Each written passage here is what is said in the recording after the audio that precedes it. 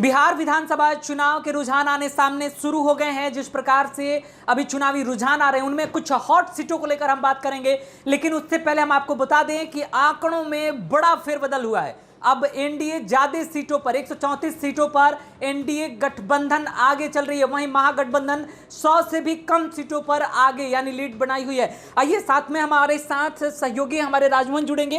राजमोहन, कुछ हॉट सीटों को लेकर के क्या कुछ जानकारी आपके पास है? देखिए, हॉट सीटों में अगर हम बात करें तो विस्पी की बात हम हमेशा कर रहे हैं, क्योंकि पुष्पम प्रिया एक नया चेहरा, लंदन रिटर्न और एक नया विकल्प देने का उन्होंने प्रयास किया था। शुरू में ऐसा लगा कि शायद कुछ करेंगी, बांकीपुर में हालांकि कभी वो आगे नहीं रही, लेकिन विस्पी में कभी थोड़ा आगे दिखी थी।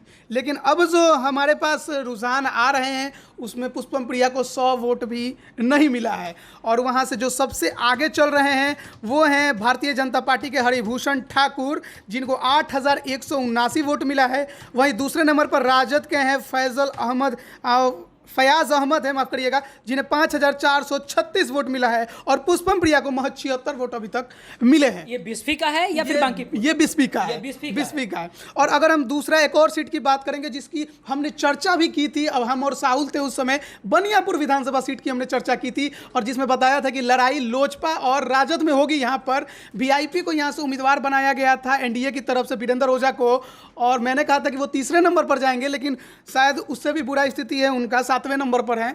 और जो यहाँ से लीड कर रहे हैं वो राजद के केदारनाथ सिंह हैं, जिन्हें 9,407 वोट मिला है। वहीं दूसरे नंबर पर हैं लोजपा के तारकेश्वर सिंह, जिन्हें 7,716 वोट मिला है। वहीं बात करें वीआईपी के वीरेंद्र कुमार ओझा की, तो उन्हें महज 2,672 वोट ही मिले हैं। अगर बनियापुर की हम बात करें तो सीधी लड़ाई लोजपा और राजद में है। जी बिल्कुल, राजद और लोजपा में, यह मैंने पहले भी आपसे कहा था और अभी भी वही होता है, वहाँ पे नजर आ रहा है। और एक और सीट की अब हम बात कर लेते हैं जहाँ पर सीएम नीतीश जी ने कहा था कि यह मेरे आखिरी चुनाव है, तो उस सीट का भी हाल जानना जरूरी है कि वहाँ के लोग किसे वोट करते हैं। हालांकि वहाँ वोटिंग परसेंटेज ज़्यादा रहा नहीं, लेकिन फिर भी जो रुझान आए हैं उसमें लेसी सिंह, जदयू की लेसी सिंह वहाँ से आगे चल रही हैं और 8,076 वोट उन्हें मिले हैं। दूसरे नंबर पर जो हैं वहाँ से राजद के दिलीप कुमार यादव हैं, जिन्हें 6,326 वोट मिले हैं।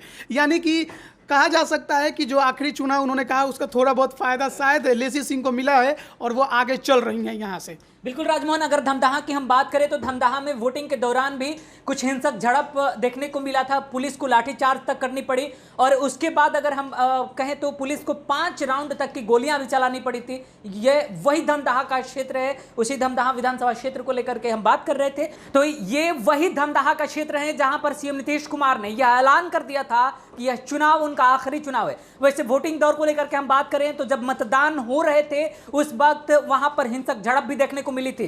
साथ ही साथ आपको बता दें कि पुलिस को 5 राउंड गोलियां भी चलानी पड़ी थी, लाठियां चार्ज भी की गई थी। हालांकि धमदाहा में कुछ खास मतदान नहीं हो पाए थे, प्रतिशत के आंकड़े कम रह गए थे पिछली बार के मुकाबले। लेकिन फिलहाल जिस प्रकार से रुझान अभी सामने आ रहे हैं वहां से जदयू की प्रत्याशी लेसी सिंह अब आगे नजर आ रही हैं। वो भी ज्यादा कुछ आंकड़ों में फर्क नहीं है, फिलहाल 2000 कुछ मतों से ही वो आगे हैं, लेकिन फिलहाल जदयू वहां पर बढ़त बनाई हुई है।